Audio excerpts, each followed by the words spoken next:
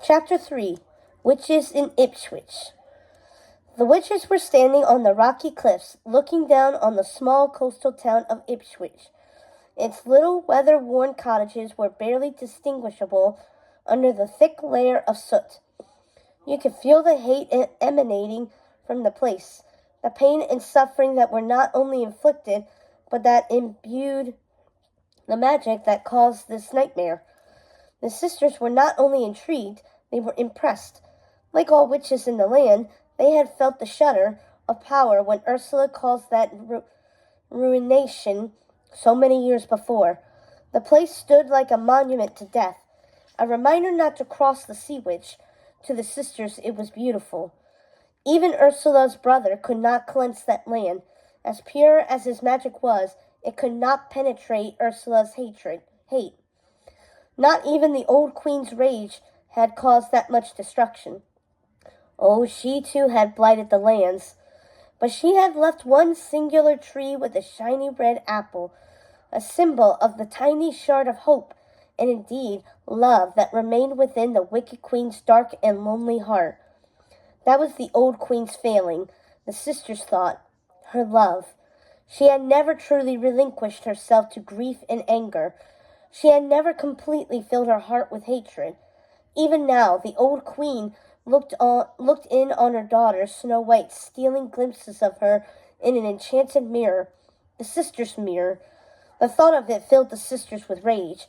Snow White still had one of their treasures, and was therefore protected by the old queen, and forever out of the sisters' reach. The old queen had failed them so miserably, allowing herself to be swallowed by grief, loneliness, and fear, and ultimately weakened by love. Even in death, she surrounded Snow White with her everlasting love and protection.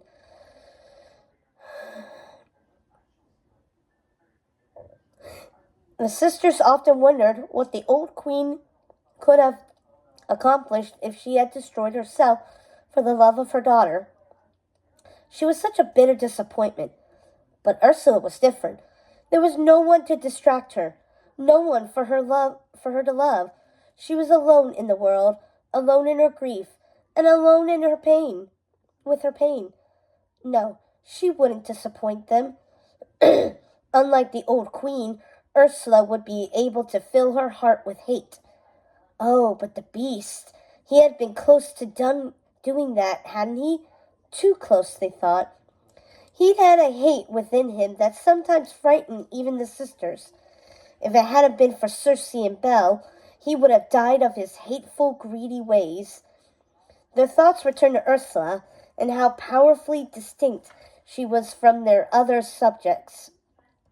She was a remarkable creature, and a magnificent witch with none of those human failings. Her hate was righteous and pure and untainted by self-doubt or conscience. There weren't many witches like Ursula, and the odd sisters were happy to call her their friend. But why had she brought them there? What was that place to them? Unlike the odd sisters, Ursula was not privy to others' thoughts. The sisters sometimes forgot that, and then remembered they needed to use their voices if they expected to get answers to their questions. Why this town? Yes, why? There are so many towns like it, towns filled with murderous fishermen. Why take revenge on this one? Ursula laughed gutturally at the simplicity of their scope. She hadn't waged war on the human town because its residents offended the sea.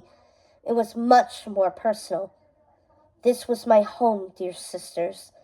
This is where it began, and I want to share my story.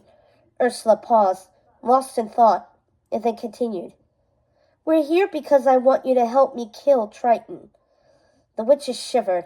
Magic fueled by hate was very powerful indeed, and if Ursula was willing to gather all their hate, which was their impression, then there was a chance they could destroy Triton.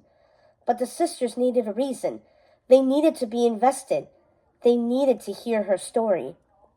Hate, true hate, wasn't just conjured. It was birthed. It had to come from within so it might become its own entity and slither into the hearts of its enemies to choke them. If this was a truly worthy cause, if their hate could be harnessed, then there was nothing the witches couldn't destroy. Then the sisters thought of her, their Circe. Their heart was full of hate, probably for the first time. She harbored hatred for her older sisters deep within her beautiful little heart, a heart they had thought was too full of love to hold hate for anyone, especially her family. Never even in their wildest of frenzies had they ever considered the possibility of losing their little sister's love. It didn't seem possible, but it was true. She detested them for their foul meddling with that damnable beast.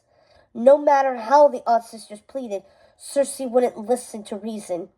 Her heart was broken, shattered into tiny pieces, and Lucinda, Ruby, and Martha couldn't mend it. Circe's magic could keep her from her older sisters for an eternity if she chose.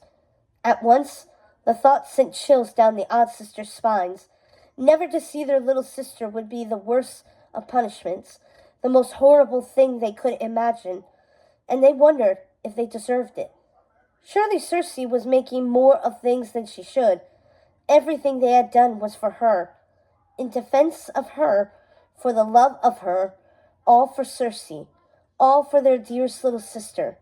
They would happily risk their lives to destroy the sea god Triton if it meant they could see her again. They would destroy anything, and with stakes like those, they knew it wouldn't be too difficult to muster their hate.